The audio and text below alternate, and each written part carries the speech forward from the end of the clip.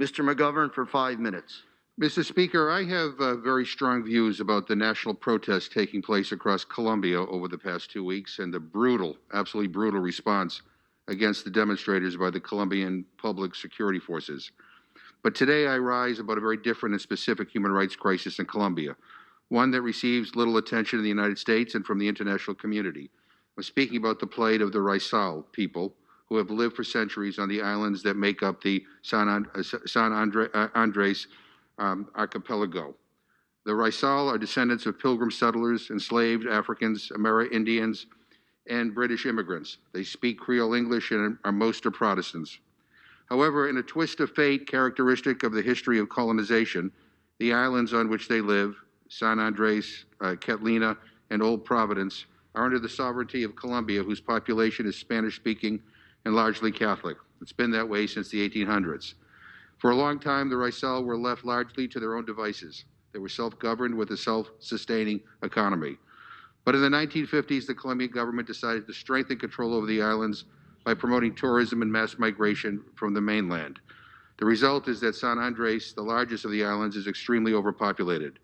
The raizal have been reduced to minority status on that island, and the development for tourism has so seriously damaged the pristine environment that UNESCO tried to protect it by declaring it a biosphere reserve in 2000.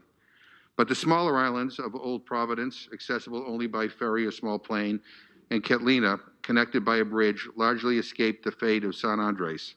The population of both is almost entirely raizal, and their communities have successfully resisted efforts to bring in big development projects or build military installations there, until now. The islands were hit very hard by Hurricane Iota last November.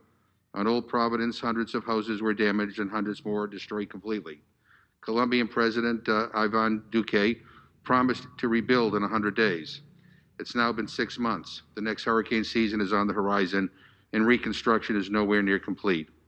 The delay is partly due to the government's failure to properly consult with those most affected. But what the government did do was allow the Colombian Navy to take advantage of the crisis and build a new dock, a project the community had previously rejected due to the risk of environmental damage. The Navy has installed its dock near a fisherman's co-op whose own dock was destroyed by Iota, cutting off its members' access. In response, fishermen whose livelihoods are at risk have been protesting for 62 days. There is a profound difference of vision between the islanders and the mainlanders. The raizal fear that if the government continues to ignore them, their way of life in Old Providence and Catalina will be overtaken by the mainland population, as has happened in San Andres. And that would be a major violation of the human rights of the raizal people. In 2004, when the UN Special Rapporteur on Racism visited the archipelago, the raizal communities complained of political discrimination and marginalization from the decision-making processes that affected their territory.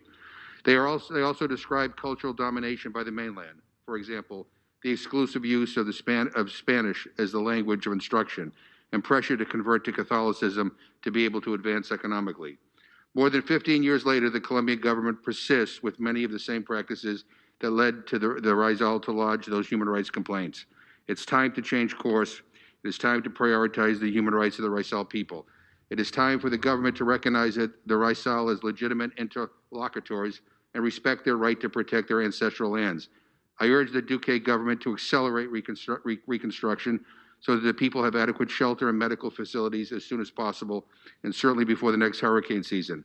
I urge the government to stop importing labor from the mainland and instead employ local raizal workers. I urge the government to remove the Navy's new dock, rebuild the co-op stock instead, and end further militarization of the islands. I urge a thorough review of any U.S. government resources used for post-Iota reconstruction to ensure that they were expended in full compliance with requirements of prior consultation. And I encourage the United Nations and the Inter-American human rights bodies to immediately review the situation of the raizal people and issue new recommendations to the Colombian government to ensure that their rights are fully protected going forward. Thank you, and I yield back my time. Thank you. The chair now